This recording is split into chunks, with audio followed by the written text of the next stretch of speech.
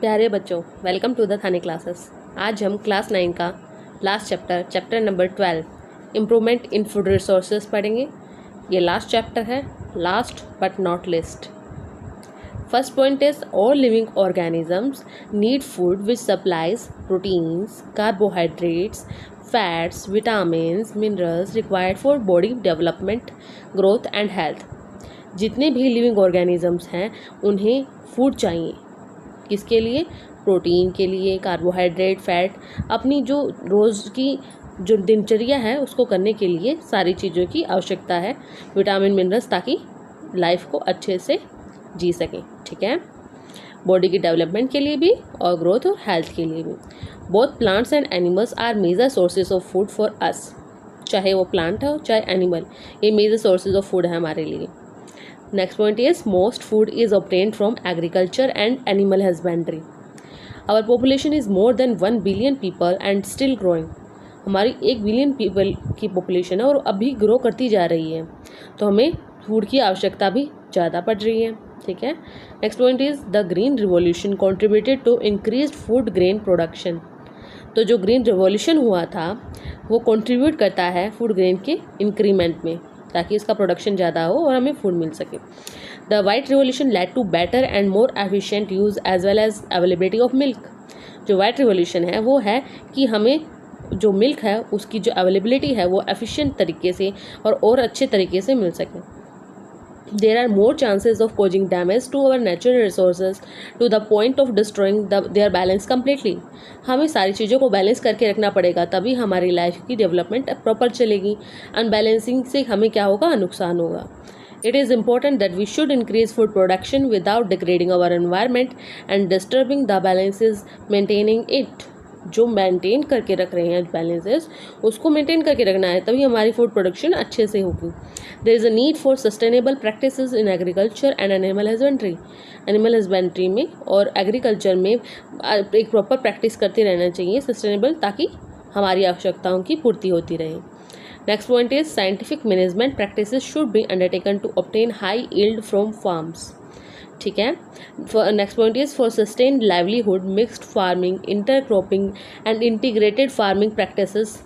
ठीक है, जो हमें अच्छे से तरह से लाइफ करने के लिए मिक्स्ड फार्मिंग की जाती है, इंटरक्रॉपिंग की जाती है, एक दो क्रॉप के बीच में। ठीक है, इंटीग्रेटेड एक साथ भी क्रॉप्स को उगाकर फार्मिंग प्रैक्टिसेस करी जाती है, ताकि हमारी जो दैनिक दिनचर्या की जो आवश्यकताएं हैं उनको पूरा किया जा सके। ठीक है, next point is for example combine agriculture with livestock, poultry, fisheries, bee keeping. ठीक है, बी कीपिंग हमें शायद हनी मिलता है, फिशरीज, ठीक है, फिश जो हाई सोर्स ऑफ प्रोटीन होता है। Combine agriculture with livestock, poultry जहाँ से काउज, बफेलोज, गोट, जहाँ से हमें दूध वगैरह सारी चीज़ें मिलती हैं। ठीक है, दूध से फिर दही, घी, मक्खन सारी चीज़ें मिलेंगी। For improvement in crop and cereals such as wheat, rice, maize, millets, sorghum providers carbohydrate for energy requirement. ये सारी चीज़ें हमें क्या देती हैं? कार्बोहाइड्रेट देती हैं, जो कि एनर्जी के लिए रिक्वायरमेंट है। ठीक है, पल्सेस लाइक ग्राम, चना, पी, मटर, ब्लैक ग्राम, उड़द, ग्रीन ग्राम, मूंग, पीजन, पी, अरहर, लेंटिल, मसूर प्रोवाइड प्रोटीन्स। दालें सारी हमें क्या देती हैं? Proteins. Oil seeds including soybean, groundnut, sesame, castor, mustard, linseed and sunflower provide fats. ठीक है, ये ऑयली पदार्थ क्या देते हैं? हमें फैटनेस देते हैं। ठीक है, लेकिन ये नेसेसरी भी हैं हमारी ज़िंदगी के लिए। ठीक है, ज़्यादा इंटेक भी नहीं करना है और कम इंटेक भी नहीं करना है, बैलेंस इंटेक करके चलना है। Vegetables, spices, fruits provide a range of vitamins and minerals in addition to small amount of proteins, carbohydrates and fats. ये थोड़ी कम अमाउंट में देते हैं, पर देते हैं। In addition to these food crops, fodder crops like barseem, oats और Sudan grass are raised as food for the livestock. ठीक है, different crops require different climatic condition. अलग अलग तरह की क्रॉप अलग अलग एनवायरनमेंट चाहती हैं, टेम्परेचर अलग अलग होना चाहिए, फोटो पीरियड डिफरेंट होना चाहिए for growth and completion of their life cycle. अपनी लाइफ साइकिल को कंप्लीट करने के लिए, अपनी ग्रोथ के लिए सबका क्लाइमेट डिफरेंट होता है। Photoperiods related to the duration of sunlight. Photoperiods किसके रिलेट करती है? ड्यूरेशन ऑफ सनलाइट से। Growth of plants and flowering are dependent on sunlight. Plants manufacture food in sunlight by process of photosynthesis. ठीक है, next one is some crops which are grown in the rainy season are called the kharif season from June to October. कुछ ऐसी crops होती हैं जो rainy season में होती हैं, उनको हम क्या बोलते हैं, खरीफ सीज़न में होती हैं, ठीक है, जून से अक्टूबर में। कुछ क्रॉप्स ऐसी होती हैं जो विंटर सीज़न में ग्रो करती हैं, उन्हें हम क्या बोलते हैं, रबी सीज़न में हो रही हैं वे, फ्रॉम नवंबर टू अप्रैल, ठीक है।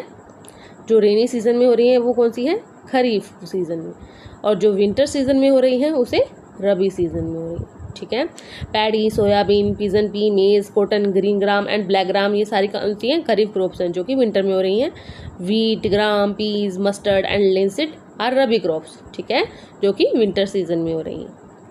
From 1960 to 2004, 4 times increase in production of food grains with only 25% increase in the cultivable land area.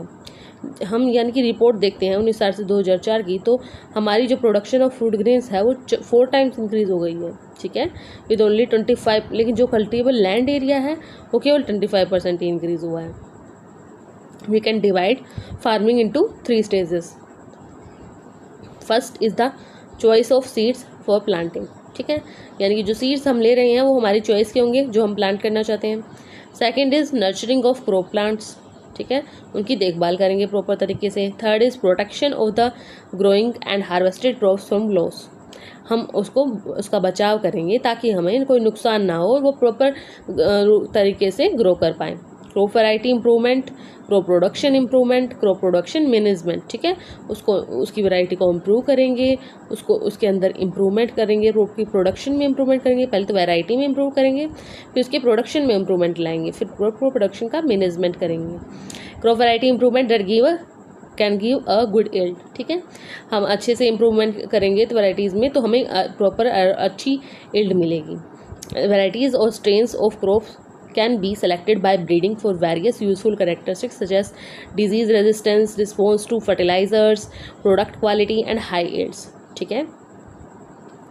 Incorporate desirable characters, जो हमें चाहिए उसके अंदर करेक्टर वो हम इनकॉर्पोरेट कर सकते हैं, ठीक है, into the crop varieties by hybridisation crop का बनाकर, ठीक है। Hybridisation refers to crossing between genetically dissimilar plants, जो जेनेटिकली डिसिमिलर प्लांट होते हैं उनके अंदर क्रॉसिंग करवाई जाती है हाइब्रिड बनाने के लिए। दिस क्रॉसिंग में भी इंटरवैराइटल, ठीक है, इंटरवैराइटल हो सकती है यानी कि 2 डिफरेंट वैराइटीज़ के बीच में, that is between different varieties, and inter specific that is between 2 different species of same genus, ठीक है, स्पीशीज तो डिफरेंट है बट जीनस सेम है। और इंटरजेनरिक भी हो सकती है, that is between different genera ही डिफरेंट हो गया। Another way is by introducing a gene that provides a desired characteristic genetically, that is GMC, genetically modified crops. Cultivation practices and crop yield are related to weather, soil quality and availability of water. जो cultivation की जो practices होती हैं crop की yield के लिए, क्योंकि उसकी अच्छी अमाउंट आए, अच्छी यील्ड हो, ठीक है, उसके लिए हमें वो वेदर के ऊपर डिपेंड करती है, सॉइल की क्वालिटी कैसी है, पानी की अवेलेबिलिटी कैसी है, उन सारी चीज़ों पर डिपेंड करेगी। Factors for which variety improvement is done are higher yield, that is to increase productivity of crop per एकड़, यानी कि पर एकड़ में हम देखते हैं कि कितनी हाई यील्ड हुई है, ठीक है, प्रोडक्टिविटी को इंक्रीज करने के लिए। Improved quality, that is it varies from crop to crop. Baking quality is important in wheat, protein quality in pulses, oil quality in oil seeds and preserving quality in fruits and vegetables, ठीक है। Biotic and abiotic resistance, that is crop production can go down due to biotic, ठीक है, biotic की वजह से भी जो हमारी क्रॉप प्रोडक्शन है वो डाउन जा सकती है, जैसे कि डिजीज़ हो जाए या इंसेक्ट्स की वजह से, नेमाटोड्स की वजह से।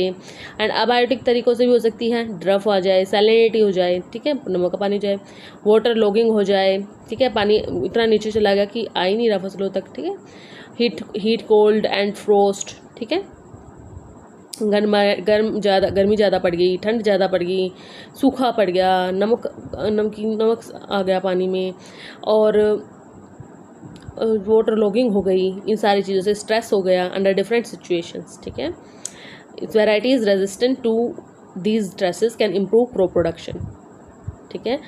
Changes in maturity duration, that is the shorter duration of crop from sowing to harvesting, the more economical is the variety. हम क्रॉप की जो ड्यूरेशन है वो शॉर्ट करेंगे, ठीक है, सोइंग टू हार्वेस्टिंग है तो वो ज़्यादा इकोनॉमिकल होगी, ठीक है। Short durations allow farmers to grow multiple rounds of crops in a year. जो शॉर्ट ड्यूरेशन होंगे, अगर कम ड्यूरेशन में होगा तो वो फार्मर को अलाउ करेंगे कि वो दोबारा राउंड ले सकते हैं, ठीक है, मल्टीपल राउंड ले सकते हैं साल में। Short duration reduces cost of crop production, जो कि आम जनता के लिए भी अच्छा होगा, यूज़फुल होगा, वे ले सकेंगे।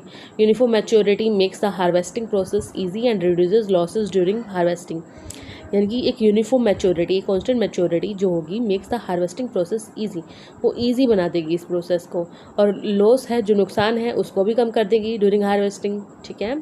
Wider adaptability, that is developing varieties will help in stabilising crop production under different environmental conditions, यानी कि डिफरेंट एनवायरमेंटल कंडीशन में क्रॉप प्रोडक्शन को हम स्टेबलाइज कर सकते हैं, कुछ वेराइटीज़ को वाइडर अडेप्ट करके, ठीक है, डेवलप कर सकते हैं। One variety grows under different climatic conditions in different areas.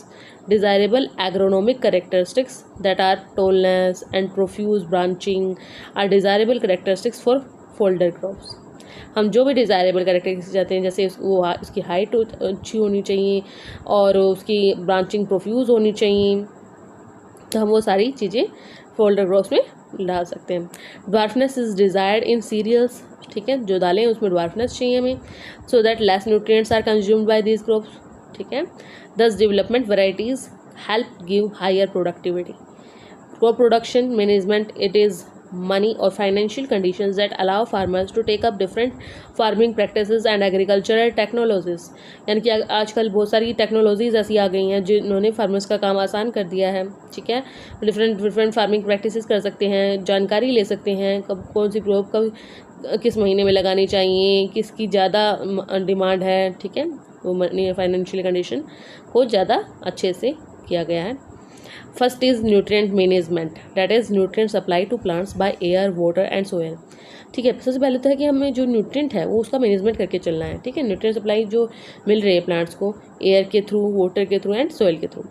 There are 16 nutrients which are essential for plants, यानी कि प्लांट के लिए 16 न्यूट्रिएंट ऐसे हैं जो एसेंशियल हैं। Air supplies carbon and oxygen, ठीक है, और hydrogen comes from water, and soil supplies other 13 nutrients to plants, यानी कि 13 न्यूट्रिएंट ऐसे हैं जो सोयल प्रदान करती हैं। Next point is among 13, 6 are required in large quantities called macronutrients, the other 7 nutrients are used by plants in small quantities called micronutrients, ठीक है। 13 न्यूट्रिएंट जो सोयल दे रही है उसमें से 6 तो लार्ज क्वांटिटी में चाहिए उसे और 7 स्मॉल क्वांटिटी में चाहिए। Next point is macronutrients are कौन कौन से हैं, nitrogen, potassium, calcium, phosphorus, magnesium and sulphur. और जो माइक्रोन्यूट्रिएंट्स हैं जो कम अमाउंट में चाहिए वो कौन से हैं, iron, manganese, boron, zinc, copper, molybdenum and chlorine, ठीक है, ये कम अमाउंट में चाहिए और मैक्रोन्यूट्रिएंट ज़्यादा अमाउंट में चाहिए। ये 6 नंबर में है माइक्रो और माइक्रो 7 नंबर। और deficiency of these nutrients affects physiological processes in plants including reproduction, growth and susceptibility to diseases, यानी कि अगर हम डेफिशिएंसी होगी न्यूट्रिएंट्स की तो क्या होगा, जो फिजियोलॉजिकल प्रोसेस है, जो उसका मेटाबॉलिज्म है प्लांट्स का, उसमें कमी आएगी, जैसे कि रिप्रोडक्शन में, ग्रोथ में, या जो रोग प्रतिरोधक क्षमता है, डिजीज से लड़ने की कैपेसिटी है, वो कमी आएगी उसके अंदर अगर न्यूट्रिएंट्स की कमी होगी तो। To increase yield, soil can be enriched by supplying these nutrients in the form of manure and fertilizers, ठीक है। हमारी यील्ड को बढ़ाने के लिए हम क्या कर सकते हैं, सोइल को एनरिच कर सकते हैं। अगर न्यूट्रिएंट की कमी है तो हम बाहर से उसे दे सकते हैं, सप्लाई कर सकते हैं in the form of manure and fertilisers. Manure contains large quantities of organic matter and also supply small quantity of nutrients to the soil. Large quantity तो ऑर्गेनिक मैटर की होती है मैन्योर में, और साथ में ही स्मॉल क्वांटिटी ऑफ न्यूट्रिएंट्स भी दे देती है सोइल को। It is prepared by decomposition of animal excreta and plant waste, plant की वेस्ट से और एनिमल के एक्सक्रीटा से बनाया जाता है, ठीक है, उसके डिकम्पोजिशन से।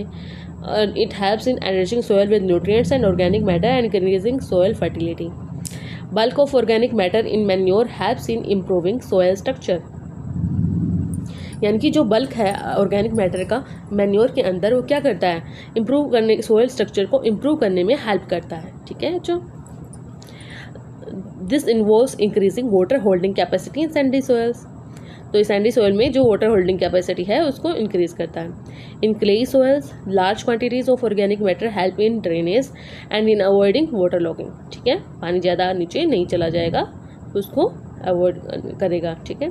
इन manure biological waste is advantageous for the environment from excessive fertilisers, यानी कि एक्सेसिव फर्टिलाइजर से अच्छा है कि एनिमल एक्सक्रीटा प्लांट वेस्ट को यूटिलाइज करके एक एडवांटेजेस किया जाए एनवायरनमेंट के लिए भी, जो हार्मफुल नहीं यूजफुल है, ठीक है। Manure based on kind of biological material used, manure can be classified as, next 71 point is first compost and vermicompost. ये क्या है? The process in which farm waste material like livestock excreta, cow dung, गाय का गोबर etcetera, vegetable waste यानी कि जो घर में सब्जियां बच जाती हैं उनके वेस्ट को इकट्ठा गाँव वाले एक जगह पर इकट्ठा कर लेते हैं, ठीक है। एनिमल रिफ्यूज़, ठीक है। डोमेस्टिक वेस्ट, सीवेज वेस्ट, जो घर का वेस्ट है होता है, घरों में जो वेस्ट पाया जाता है वो, sewage waste, straw, eradicated weeds etcetera is decomposed in pits, गड्ढों में गड्ढे बनाकर वहाँ पर वो दबा दिया जाता है, वहाँ पे ही इकट्ठा कर दिया जाता है। इसको हम क्या बोलते हैं? प्रोसेस को compost. Compost rich in organic matter and nutrients, ठीक है। ऑर्गेनिक मैटर और न्यूट्रिएंट्स में कंपोस्ट रिच होता है। Compost is also prepared by using earthworms to hasten the process of decomposition of plant and animal refuse called vermicompost. यानी कि compost है उसको हम प्रिपेयर कैसे यूजिंग अर्थवॉर्म से भी प्रिपेयर कर सकते हैं to hasten the process of decomposition, इस प्रोसेस को फास्ट करने के लिए, बढ़ाने के लिए प्लांट एंड एनिमल रिफ्यूज से, इसको हम वर्मी कंपोस्ट बोलते हैं। Second is green manure. Green manure में क्या होता है? Prior to sowing of crop seeds some plants like sun hemp और guar are grown and then mulched by ploughing them into the soil, ठीक है। सोयल में करने के लिए आएगा, ठीक है। दिस ये सोयल है इसको, ठीक है, थोड़ा देखेंगे ध्यान से। This green plants turn into green manure, ये ग्रीन प्लांट्स ग्रीन मैन्योर में कन्वर्ट हो जाएंगे, टर्न हो जाएंगे। Helps in enriching the soil in nitrogen and phosphorus. Fertilisers commercially produced plant nutrients हैं। It supplies nitrogen, phosphorus and potassium. जो manure थे वो नेचुरल प्रोडक्ट से होते हैं, प्लांट वेस्ट और एनिमल एक्सक्रीटा से, लेकिन जो फर्टिलाइजर है वो कमर्शियली प्रोड्यूस्ड प्लांट न्यूट्रिएंट्स हैं। और ये सप्लाई क्या करते हैं? नाइट्रोजन, फॉस्फोरस और potassium. It is use to ensure good vegetative growth, leaves, branches and flowers, giving rise to healthy plants, ठीक है। ये भी हेल्दी प्लांट देने में हेल्प करते हैं। They are a factor in the higher yields of high cost farming. They should apply carefully in terms of proper dose, time and observing pre and post application precautions for the complete utilisation, ठीक है। इनको carefully थोड़ा apply करना पड़ता है, proper dose होना चाहिए, proper time होना चाहिए, प्री और पोस्ट एप्लीकेशन उनको ऑब्जर्व करना है, पहले डाला गया तो कैसा रिजल्ट हुआ, पोस्ट में कैसे हुआ, प्रिकॉशंस लेने पड़ेंगे, ठीक है, ताकि कम्प्लीटली ये यूटिलाइज हो प्रोसेस, ठीक है, और हमारा प्रोडक्शन अच्छा दे, यील्ड अच्छी करे। For example, sometimes fertilisers get washed away due to excessive irrigation and are not fully absorbed by plants, ठीक है। कई बार इरीगेशन इतनी ज़्यादा हो जाती है कि वो प्लांट्स अच्छे से फुली एब्जॉर्ब नहीं कर पाते। This excess fertiliser then leads to water pollution. अगर ज़्यादा ही फर्टिलाइज़र डाल दिया जाए ताकि यील्ड बढ़ जाए तो वो भी गलत होगा, जो वाटर की पोल्यूशन कर देगा। Because organic matter in soil is not replenished and microorganisms in soil are harmed by fertilisers used. जो माइक्रो ऑर्गेनिज्म प्रेजेंट है सॉइल के अंदर वो फर्टिलाइजर से उनको नुकसान होगा, ठीक है, और ऑर्गेनिक मैटर भी सॉइल के अंदर रिप्लेनिश नहीं हो पाएगा। Short term benefits of using fertilisers and long term benefits of using manure for maintaining soil fertility have been considered while aiming for optimum yields in crop production. यदि हमें एक optimum yield चाहिए crop production के अंदर तो short term benefit मिलेगा हमें fertiliser से और लॉन्ग टर्म बेनिफिट मिलेगा मैन्योर से, ठीक है, जो और मेंटेन भी रखेगा वो सॉइल फर्टिलिटी को। Organic farming, mineral or no use of chemicals as fertilizers, herbicides, pesticides, etc. and with the maximum input of organic manures. Recycled farm wastage, straw and livestock excreta, use of bioagents such as culture of blue-green algae in the preparation of biofertilizers, ठीक है। Blue green algae की VGA को हम use कर सकते हैं bio fertiliser, bioagents के अंदर। नीम लीव्स और turmeric specifically in grain storage as biopesticides, यानी कि नीम की पत्तियों को और हल्दी को हम as a grain storage as a biopesticide use कर सकते हैं with healthy cropping systems, mixed cropping, intercropping and crop rotation, ठीक है। These cropping systems are beneficial in insect, pest and weed control besides providing nutrients, ठीक है। उसके बाद second is irrigation. Mix cropping में हम मिक्सड करके फसल को यूज़ कर सकते हैं। इंटर क्रॉपिंग में कोई भी दो डिफरेंट क्रॉप को कर रहे हैं। क्रॉप रोटेशन में मान लो एक बार एक फसल हमने उगा ली, नेक्स्ट टाइम कोई another one, next time another one, तो क्रॉप रोटेट करती गई, ठीक है। Second is irrigation. Most agriculture in India is rain-fed. That is, success of crops in most areas is dependent on timely monsoons and sufficient rainfall spread through most of the growing season. भाई एक sufficient rainfall तो ज़रूरी है ताकि हमारी growth अच्छी हो, ठीक है, क्रॉप्स की। तो डिपेंडेंट है ये टाइमली मानसून के ऊपर। So poor monsoon cause crop failure, ठीक है। यदि ज़्यादा सूखा पड़ गया, ज़्यादा गीला हो गया, या फिर ज़्यादा पानी हो गया, या फिर पानी ही नहीं मिला, तो ये सारी चीज़ें फैक्टर्स उसे फेल कर सकती हैं, ठीक है, अगर पुअर हुई तो। Wells, two types of wells present है, the dug wells and tube Wales.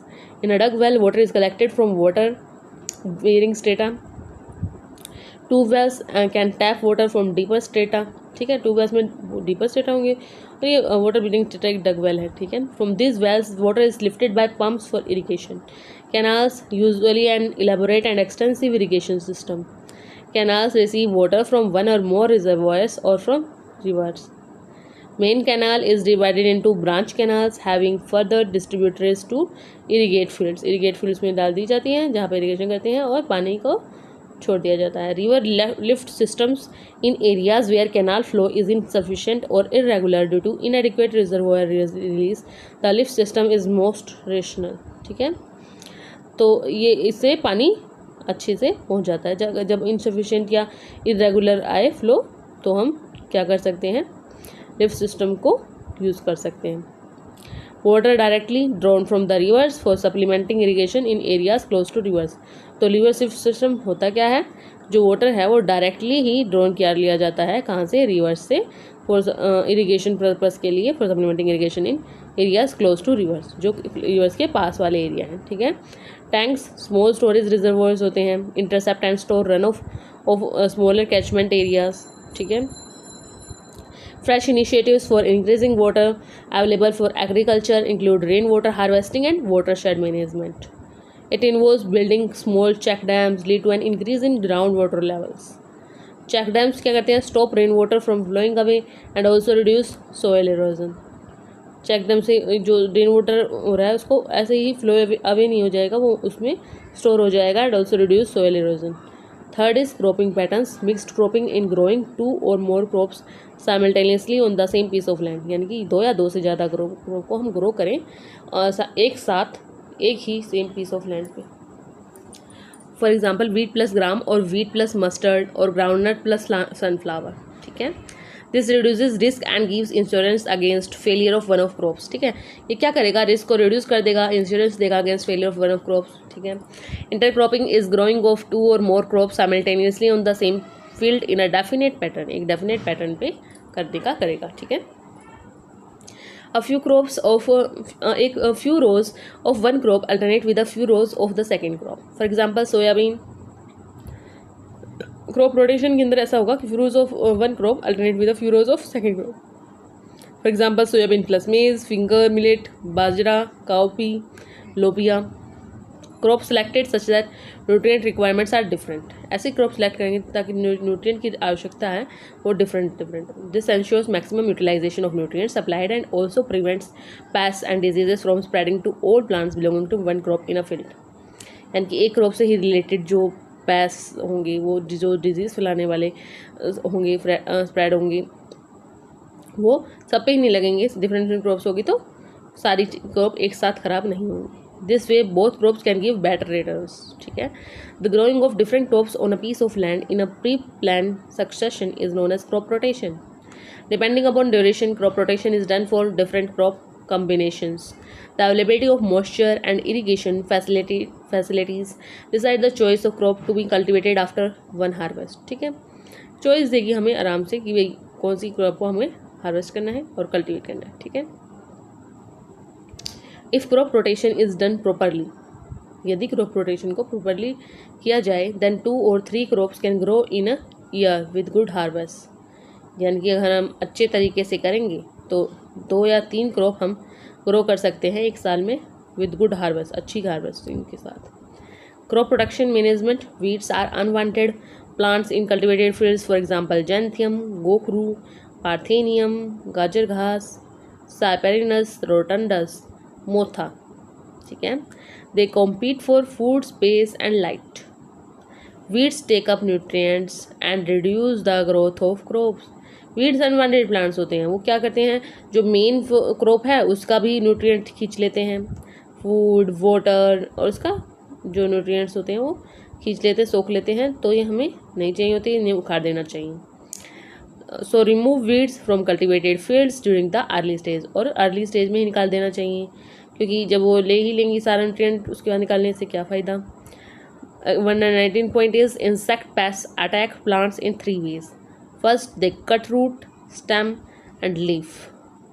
Second, they suck cell sap from various parts of the plant. Third, they bore into stem and roots. ठीक है, या तो काट ही देंगी जड़ को या स्टेम को, तने को या पत्ती को, या फिर सक कर जाएंगी cell sap from various parts of plant, या बोर कर देंगी, यानी कि अंदर ही बोर कर देंगी स्टेम के अंदर, रूट्स के अंदर। 102 point is diseases in plants caused by pathogens such as bacteria, fungi and viruses. They can be present in and transmitted through soil, water and air. Use of pesticides include herbicides, insecticides and fungicides. Excessive use of these chemicals creates problems poisonous to many plant and animal species and cause environmental pollution.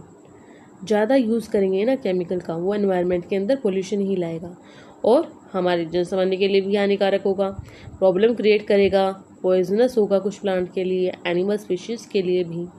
ठीक है, it also includes mechanical removal, proper seed bed preparation, timely sowing of crops, intercropping and crop rotation also help in weed control. यदि हम एक साथ अलग अलग crop को लगाएंगे तो वीड्स भी के ऊपर भी कंट्रोल किया जा सकता है। टाइमली सोइंग करेंगे, इंटरक्रॉपिंग करेंगे, दो डिफरेंट स्पीशीज़ की लगाएंगे तो ये वीड को कंट्रोल में किया जा सकता है। Resistant varieties and summer ploughing in which fields are ploughed deep in summers to destroy weeds and pest. यानी कि वीड्स और पेस्ट को डिस्ट्रॉय करने के लिए हम क्या कर सकते हैं, वीड्स और पेस्ट को डिस्ट्रॉय करने के लिए रेजिस्टेंट वैरायटीज़ को यूज़ किया जा सकता है। ठीक है, storage of grains, factors responsible for storage losses are biotic, insects, rodents, fungi, mites, bacteria, और अबायोटिक कौन से हैं, inappropriate moisture and temperature in place of storage. जहाँ पर समय स्टोर किया गया है जिस प्लेस पर, उसके अंदर जो टेम्परेचर और मॉइस्चर है वो इनअप्रोप्रिएट है। ठीक है, these factors cause degradation in quality, loss in weight, poor germinability, discolouration of produce, और लीडिंग टू पुअर मार्केटेबिलिटी। ठीक है, ये सारे फैक्टर हमारे जो मार्केट रेट है क्रॉप का उसको कम कर देंगे। These factors are controlled by proper treatment and by systematic management of warehouses. Preventive and control measures are used before grains are stored for future use. यानी कि कुछ ना कुछ उसको बचा कर रखना और कंट्रोल्स हमें अपनाने होंगे जब हम ग्रेन को स्टोर करना चाहते हैं उससे पहले ही, ताकि हम उसको फ्यूचर में जब यूज़ करें वो अच्छे हों। ठीक है, अच्छी उनकी क्वालिटी हो। They include strict cleaning of produce before storage, proper drying of produce first in sunlight and then in shade, and fumigation using chemicals that can kill pests. ठीक है, स्ट्रिक्ट क्लीनिंग करें जो प्रोड्यूस का है before storage, proper drying of produce first in sunlight, पहले sunlight में इसको dry करें। ठीक है, फिर शेड में ले जाएं, फ्यूमिगेट करें केमिकल के साथ, दैट कैन किल पेस्ट, जो पेस्ट को किल कर देगा। Animal husbandry, it is scientific management of animal life stock. It includes feeding, breeding and disease control. ठीक है, उसको फीड कराएंगे, खाना देंगे, ब्रीडिंग करवाएंगे और डिजीज से कंट्रोल करवा देंगे। Animal based farming includes cattle, goat, sheep, poultry and fish farming. As the population increases, demand for milk, eggs, meat also goes up. Livestock production also needs to improve. Cattle farming, cattle husbandry is done for two purposes: milk and drove labor for agriculture work such as tilling, irrigation and carting. Indian cattle boast indigenous cows and boast buffaloes. Milk producing females are called milch animals. उनको क्या बोलते हैं हम? Milch animals बोलते हैं, diary animals बोलते हैं. Which one used for farm labor is known as draught animals, ठीक है। Milk production depends to some extent in the on the duration of the lactation period, meaning the period of milk production after birth of a calf. Lactation period कैसे बोलेंगे हम, जब एक बछड़ा जन्म ले लेता है, गाय का बछड़ा, तो गाय का बछड़ा या चाहे बफेलो का जो काफ है, जो अगर वो जन्म देता है तो एक मिल्क प्रोडक्शन पीरियड होता है, उसे हम लैक्टेशन पीरियड बोलते हैं, ठीक है। So milk production can increase by increasing the lactation period. Exotic or foreign breeds, for example Jersey, Brown Swiss, selected for long lactation periods. Local breed कौन कौन सी हैं, red Sindhi, Sahiwal, show excellent resistance to disease. जो हमारी local breed है ना, red Sindhi और साहिवाल, वो एक्सीलेंट रेजिस्टेंस दिखाती है डिजीज़ के प्रति. Two can be cross bred to get animals with both desired qualities. इन दोनों को हम क्रॉस ब्रेड करवा दें तो हमें दोनों ही डिजायर्ड क्वालिटीज़ मिल जाएंगी. Proper cleaning and shelter facilities for cause and buffaloes required for human farming for the health of animals and for production of clean milk as well. तो हम अगर अच्छे से इसकी करवाएंगे प्रॉपर तरीके से तो हमें हेल्थ ऑफ एनिमल्स भी अच्छी मिल जाएगी और प्रोडक्शन भी क्लीन मिल्क का हो जाएगा साथ में. Animals require regular brushing to remove dirt and loose hair. They should be sheltered under well ventilated roof sheds that protect them from rain, heat and cold. यानी कि प्रॉपर तरीके से शेल्टर किए जाने चाहिए, वेल वेंटिलेटेड रूफ, उनके ऊपर roof अच्छी सी हो और ताकि उनको बारिश से, गर्मी से, सर्दी से बचाया जा सके. द फ्लोर, जो फ्लोर होना चाहिए वो कैसा होना चाहिए, cattle shed needs to be sloping, वो स्लोपिंग होना चाहिए so as to stay dry and to facilitate cleaning. Dry भी रहे, सूखा भी रहे और साफ भी रहे. Food requirements of dairy animals are of two types. First is maintenance requirement which is food required to support animals to live a healthy life. जो फूड है ना वो क्या करेगा, एनिमल्स को एक हेल्थी लाइफ जीने के लिए उसकी मदद करेगा, ठीक है. तो हमने पहले देख ली. सेकंड क्या है, मिल्क प्रोड्यूसिंग रिक्वायरमेंट, ठीक है, which is a type of food requirement during the lactation period. Animal feed include, first is roughage is largely fiber, second is concentrates low in fiber and high levels of proteins and other nutrients. Cattle need balanced rations contain all nutrients in proportionate amounts. Certain feed additive contains micronutrients promote health and milk output of dairy animals. Diseases besides causing death and reduce milk production. जो healthy animals हैं feeds regularly and have normal posture. उनका जो posture होता है वो भी normal होता है और regularly feed करते हैं, ठीक है. और जो diseases हैं besides causing death reduce milk production, ठीक है, वो मिल्क प्रोडक्शन को रिड्यूस कर देते हैं. External parasites live on skin and mainly cause skin diseases. Internal parasite worms affect the stomach and intestine while flukes damage liver. Fluke liver को damage करेगा. Infectious disease are also caused by bacteria and viruses. Vaccinations given to farm animals against many major viral and bacterial disease.